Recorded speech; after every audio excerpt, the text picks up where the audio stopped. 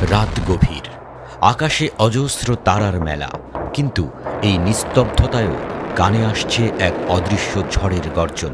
ঠিক এমনটাই অনুভব করছেন বিশ্বের অনেকেই যখন রাশিয়ার সুরক্ষা পরিষদের সচিব সের্গেই শুইগু সতর্ক করে দিলেন নতুন এক বিপদের কথা। তার বক্তব্য, রাশিয়া এবং তাদের মিত্র বেলারুশকে কেন্দ্র করে বিশ্বের সামরিক সংঘাতের ঝুঁকি ক্রমশ বাড়ছে। শুইগুর রাষ্ট্রীয় সংবাদ সংস্থা তাসে বলেন, বিশাল পরাশক্তিগুলোর মধ্যে সামরিক সংঘাতের ঝুঁকি বাড়ছে, যার মধ্যে পারমাণবিক ক্ষমতাধর দেশগুলোও রয়েছে। তার দাবি, এই সংঘাত শুধু অর্থনৈতিক নিষেধাজ্ঞার মধ্যে সীমাবদ্ধ নয়, বরং এটি রাশিয়া ও বেলারুশের মতাদর্শিক স্থিতিশীলতাকে লক্ষ্য করে পরিচালিত হচ্ছে। শুইগু আরও বলেন, পশ্চিমা দেশগুলো মহাকাশকেও যুদ্ধক্ষেত্রে পরিণত করার চেষ্টায় লিপ্ত। 2022 সালে ইউক্রেনে রাশিয়ার আক্রমণের পর থেকেই পশ্চিমা দেশগুলোর সঙ্গে রাশিয়ার সম্পর্ক উত্তপ্ত। যুক্তরাষ্ট্র ইউক্রেনের প্রধান মিত্র হিসেবে এই আক্রমণকে স্বাধীনতার উপর আঘাত বলে অভিহিত করেছে এবং কিয়েভকে বিপুল সামরিক সাহায্য দিয়ে আসছে। এর মধ্যে রাশিয়া তাদের মিত্র বেলারুশে কৌশলগত পারমাণবিক অস্ত্র স্থাপন করে ন্যাটো জোটের বিরুদ্ধে প্রতিরোধ গড়ে তুলেছে। এর মধ্যে রাশিয়া তাদের মিত্র বেলারুশে কৌশলগত পারমাণবিক অস্ত্র স্থাপন করে ন্যাটো জোটের বিরুদ্ধে প্রতিরোধ গড়ে তুলেছে।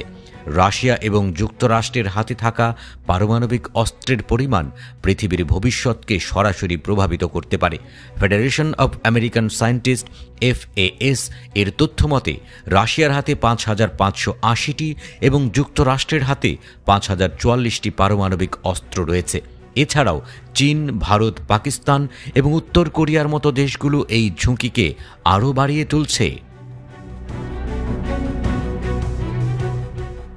যুক্তরাষ্ট্রের নতুন প্রেসিডেন্ট ডোনাল্ড ট্রাম্প পুতিনকে এই সংঘাত বন্ধ করতে চাপ দিচ্ছেন। তিনি হুঁশিয়ারি দিয়েছেন, যুদ্ধ থামাও, না হলে আমরা রাশিয়ার বিরুদ্ধে কঠোর অর্থনৈতিক নিষেধাজ্ঞা আরোপ করব। একই সঙ্গে ট্রাম্প ওপেককে তেলের উৎপাদন বাড়াতে বলেছেন, যাতে রাশিয়ার অর্থনৈতিক শক্তি দুর্বল করা যায়। অন্যদিকে রাশিয়ার পক্ষ থেকে আলোচনার জন্য কিছুটা ইঙ্গিত এসেছে, যা এই উত্তেজনা প্রশমনের আশা জাগিয়েছে। শুইগুর দাবি, শুধু রাশিয়া বেলারুশ কেন্দ্রিক নয়, বরং এটি বিশ্ব রাজনীতির একটি গভীর সংকটকে চিহ্নিত করে। মহাকাশকে নতুন যুদ্ধক্ষেত্রে পরিণত করার পশ্চিমা পরিকল্পনা এবং রাশিয়ার সার্বভৌমত্ব রক্ষার প্রচেষ্টা, সব মিলিয়ে পৃথিবী একটি বিপজ্জনক মোড়ে দাঁড়িয়ে আছে। বিশ্বজুড়ে এখন একটাই প্রশ্ন, এই উত্তেজনা কি প্রকৃত যুদ্ধে রূপ নেবে? পারমাণবিক শক্তিধর দেশগুলোর মধ্যে সংঘাত হলে তার পরিণতি কি হতে পারে? এই পরিস্থিতিতে কূটনৈতিক সমঝোতা এবং শান্তিপূর্ণ আলোচনায় একমাত্র পথ। তবে সেগুলো কার্যকর না হলে লক্ষ লক্ষ মানুষের জীবন ঝুঁকির মুখে পড়তে পারে।